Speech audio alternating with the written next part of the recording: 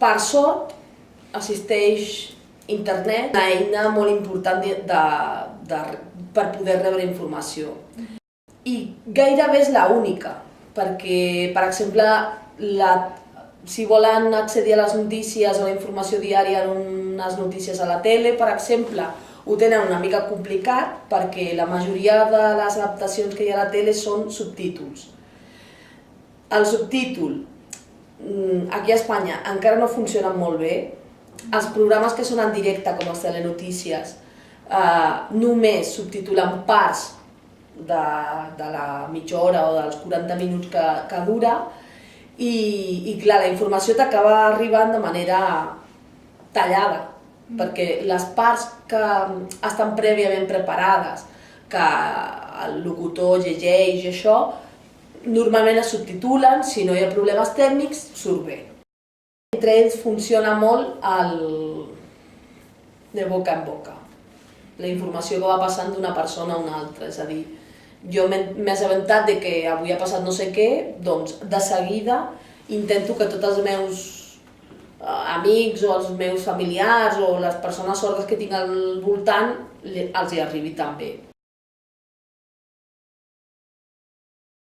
Com que som molt conscients de que els hi falta aquesta part, doncs de vegades s'esforcen una miqueta a buscar, a mirar, a llegir, però això no significa tampoc que tothom ho faci. És a dir, si tinc un ordinador a prop, si tinc possibilitat d'entrar a internet, tinc una estoneta, tinc ganes. Inevitablement, al final del dia sempre acaben tenint menys quantitat d'informació que una persona oïdora, segur.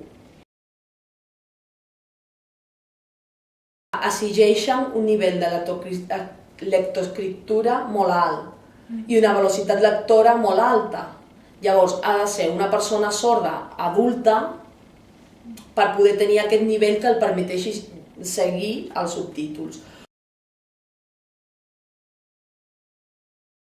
No crec que sigui qüestió de sensibilitat, crec que és una qüestió de desconeixement. Quan tu veus una persona amb qualsevol altra discapacitat, de seguida te fas una idea de quines barreres se troba, quines dificultats té.